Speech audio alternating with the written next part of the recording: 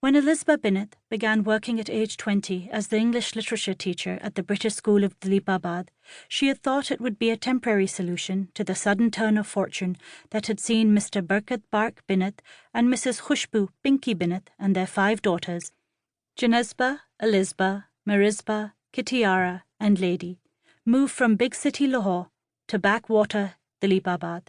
But here she was, 10 years later, 30 years old, and still in the job she'd grown to love despite its challenges. Her new batch of 9th graders was starting Pride and Prejudice, and their first homework had been to rewrite the opening sentence of Jane Austen's novel. Always a fun activity and a good way for her to get to know her students better. After Alys took attendance, she opened a fresh box of multicolored chalks and invited the girls to share their sentences on the blackboard.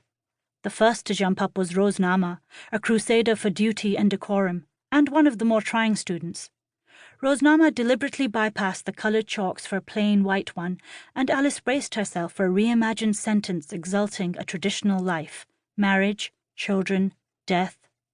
As soon as Rosenama ended with mere seconds it takes for her to accept a proposal, the class erupted into cheers, for it was true. A ring did possess magical powers to transform into pauper or princess.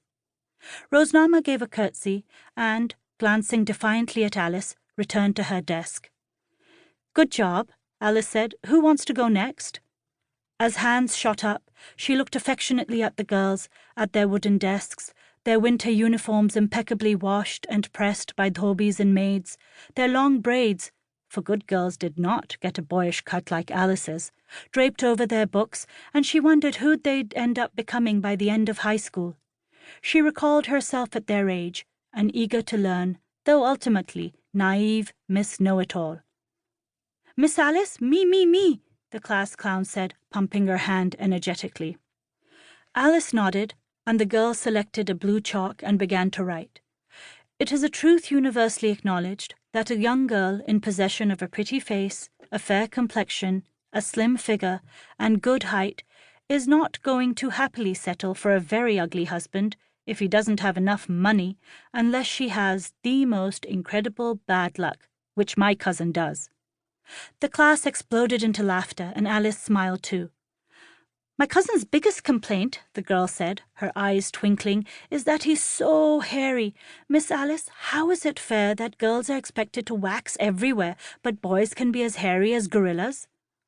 "Double standards," Alys said. "Oof," Rosenama said. "Which girl wants a mustache and a hairy back? I don't." A chorus of "I don'ts" filled the room, and Alys was glad to see all the class energized and participating.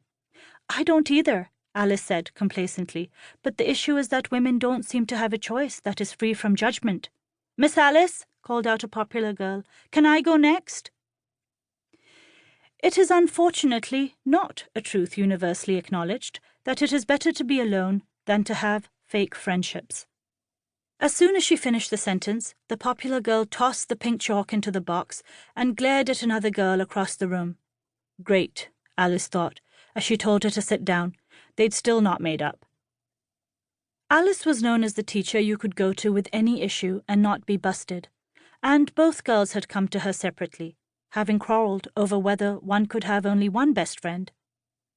10 years ago, Alys would have panicked at such disruptions.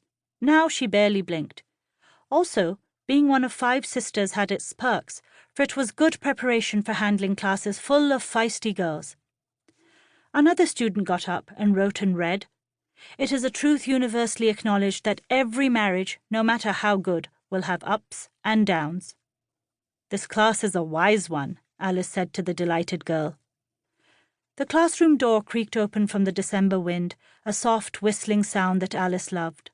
The sky was darkening and rain dug into the school lawn, where, weather permitting, classes were conducted under the sprawling century-old banyan tree, and the girls loved to let loose and play rowdy games of rounders and cricket. Cold air wafted into the room, and Alys wrapped her shawl tightly around herself.